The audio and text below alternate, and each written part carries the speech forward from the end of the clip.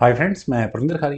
Friends, आज की जो हमारी गेम है ये सतीश धाईफुली जी की वीडियो सजेशन है और जो गेम उन्होंने सजेस्ट किया फ्रेंड्स वो है सन 1950 की और खेलने वाले खिलाड़ी है टिग्रिन पेट्रोजियन और उनके सामने है सिमोन फर्मैन। शुरू करता हूँ यहाँ इस गेम को E4 के साथ। यहाँ टिग्रिन पेट्रोजियन का पहला मूव है। E5 का रिस्पॉन्स यहाँ फर्मैन ने खेला। Night F3, night C6, night C3, night F6, 4 night variation. Bishop B5, bishop B4, castle दोनों साइड्स ने कर लिया। आइडेंटिकल गेम चल रही है बिल्कुल।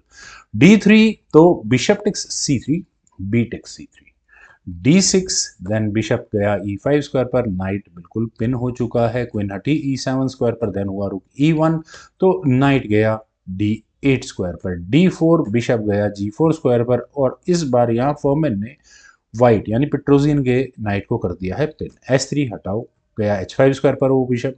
देन हुआ G4, दोबारा बिशप पर अटैक, बिशप पहुंच गया G6 स्क्वायर पर। देन खेला गया D5। फाइनली चलिए पॉन आगे पुश होना ही था तो C6 ब्लैक ने ऑप्ट किया, लेकिन पेट्रोजियन ने क्या किया, पॉन एक्सचेंज नहीं किए, सीधा अपने बिशप को वापस F1 स्क्वायर पर प्लेस किया। रुक आया C8 स्क्वायर पर, देन हुआ C4, B6, night D2, night B7, then bishop गया D3 स्क्वायर पर, नाइट C5। क्या बिशप को लेने का चांस लिया जाएगा?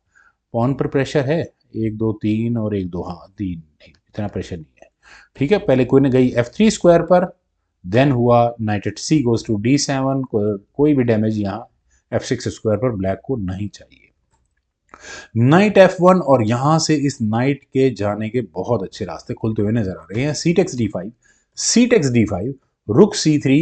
आपने बिशप को कर दिया है पिन, क्योंकि यहाँ यानी कि क्या यहाँ इस E4 पॉन के साथ कोई एडवांटेज लिया जा सकता? नहीं लिया जा सकता।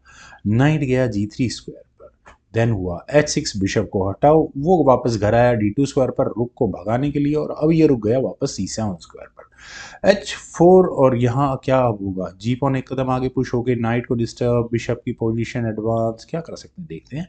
नाइट गया E8 स्क्वायर पर, देन खेला गया H5। Okay, right square bishop पर अटैक बना और ये बिशप वापस अपने घर में गया B7 स्क्वायर पर। फ्रेंड्स, टिग्रिन पेट्रोजियन वाकई में अपने पोजीशन प्ले के लिए बहुत शानदार नाम है उनका, जाने जाते हैं। किंग G2, इस गेम में उनके पोजीशन प्ले का पूरा टेस्ट हुआ है।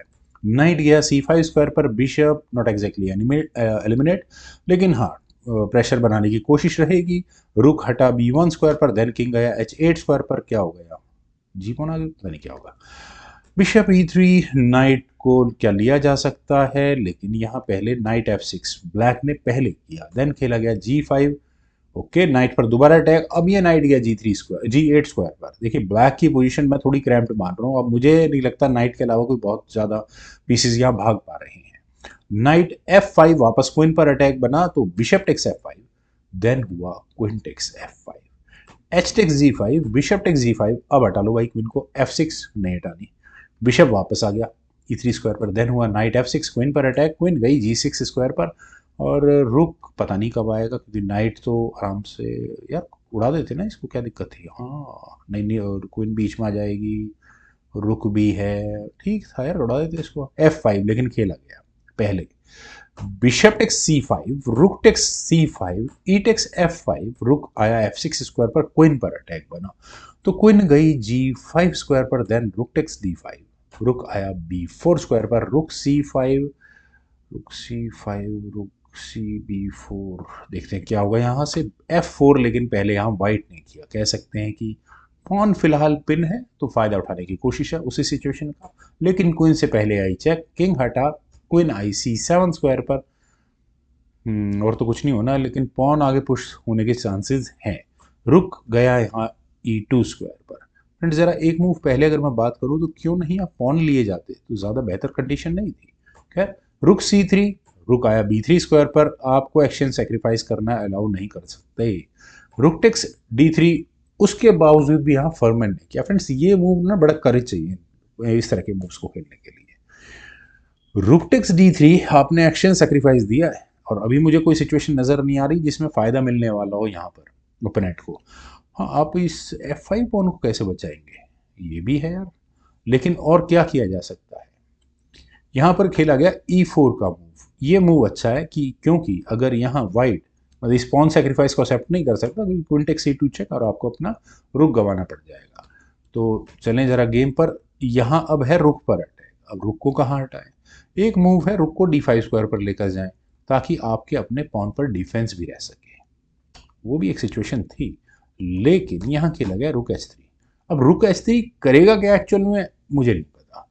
यहाँ रुक भी नहीं आ सकता था भाई, कुछ नहीं हो सकता था।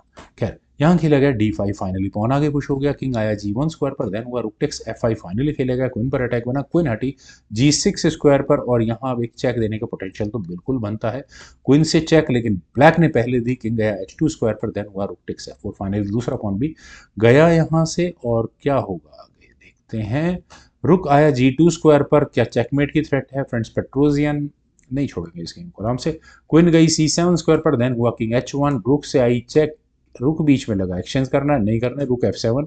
ओके, डिफेंस को और स्ट्रांग किया है यहाँ पर। रुक eight h goes to g3, और यहाँ ये रुक परफेक्ट बिल्कुल मैं कहूँगा यहाँ तैयारी हो चुकी है। आप रुक अब हटा ही नहीं सकते। क्या कर सकते हो? नहीं, कुछ नहीं कर सकते। क्वीन गई e5 स्क्वायर पर, देन हुआ queen g5 asking for queen exchange, लेकिन क्वीन एक्सचेंज न करके रुक आया f5 स्क्वायर पर, क्वीन पर अटैक बना। तो अब यहाँ पेट्रोजियन ने पहले दी एक चेक अपनी क्वीन से, क्वीन d8 चेक, और इस चेक से बचने के लिए यहाँ पर देखिए किंग अगर मूव होता है तो आप चेक देकर फोर्सफुली गेम खेल सकते हैं बिल्कुल। खैर नाइट बीच में लगा, रुक आया g5 स्क्वायर पर आस्किंग फॉर रुक एक्सचेंज, लेकिन क्वीन c3 आपको करने हैं तो करो फ्रेंड्स। अब ये अगर मूव आपके समझ में आ गया है तो बड़ा मतलब सिंपल मूव है। यहाँ पर सीधा सीधा क्या है, ये चेकमेट की थ्रेट है। मतलब अगर पेट्रोजियन रुक टेक्स f5 करते हैं तो फर्मैन यहाँ सीधा सीधा क्वीन h3 चेक, और ये मेट करेंगे। तो यहाँ खेला गया किंग h2 ताकि कोई ब्लैक की तरफ से चेक आ ही ना पाए। अब क्या करें? क्या यहाँ पॉन आगे पुश किया जाए?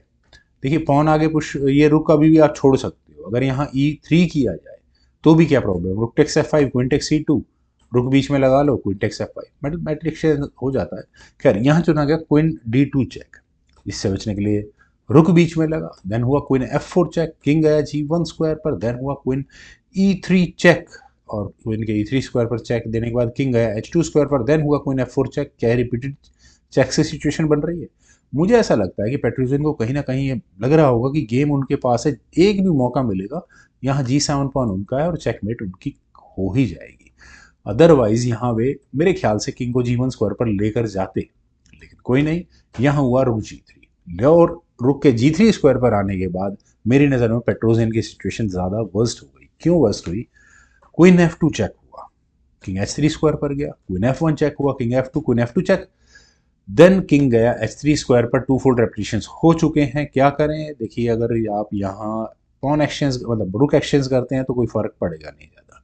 यहाँ खेला e3, और यही e3 का जो मूव है फ्रेंड्स आने वाले समय में यही खतरनाक रहने वाला है।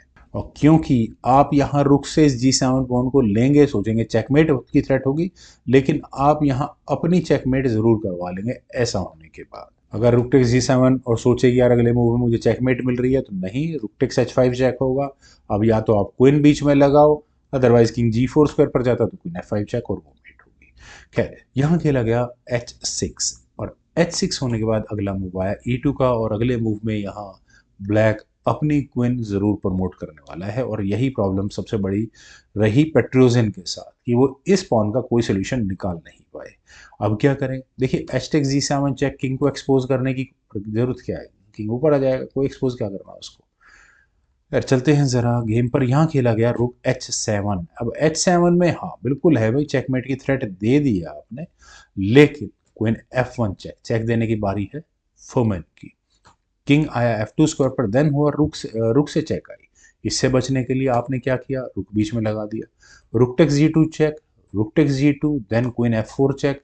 आप छोड़ नहीं सकते क्योंकि आपके ऊपर चेकमेट की थ्रेट है, ब्लैक के लिए मैं बोल रहा हूँ यहाँ से। देखिए अगर आप रुक g3 करेंगे तो भी बात वही पढ़नी है। अरे नहीं, वहीं क्यों पढ़नी है भाई? ओहो, वो तो क्या काम। क्वीन टेक्स h3 चेक होगा, किंग टेक्स h3 होने के बाद आप क्वीन प्रमोट करो एक चेक देने के साथ, उसके बाद आप अपने नाइट को डिफेंड कर लो, या अरे किंग से ही ले लो ना, इसको क्या दिक्कत है। King g2, queen e4 check, बस किंग टेक्स h7 हो गया काम हमारा। सही था, लेकिन यहाँ किंग h3 स्क्वायर पर लिया गया, और किंग के h3 स्क्वायर पर आने के बाद हुआ queen f3 check, king h2 square पर गया, देन हुआ क्वीन h5 चेक। और फ्रेंड्स यहाँ इस मूव के बाद फाइनली फोरमैन को रिजाइन करना पड़ेगा। गया, क्योंकि अगले मूव में आप चेक के साथ कम से कम ब्लैक की क्वीन तो प्रमोट करवा ही देंगे, चाहे किंग G3 स्क्वायर पर ही क्यों जाने जाए। क्वीन प्रमोशन के साथ चेक होगी, रुक F2 स्क्वायर पर मान लो लगा भी दिया गया, देन क्वीन G1 चेक, रुक G2 स्क्वायर पर लगा लो, देन क्वीन E3 चेक और मूवमेंट, पूरा सीक्वेंस चेकमेट तक पहुंचता है। वेल फ्रेंड्स, काफ़ी अच्छी गेम थी, उम्मीद है आप सभी लोगों को भी जरूर पसंद आई होगी। तो आप लोग वीडियो को लाइक शेयर, यूट्यूब चैनल को प्लीज सब्सक्राइब जरूर करें, कमेंट सेशन का मुझे बेहद इंतजार रहेगा। Thank you for watching, bye for now.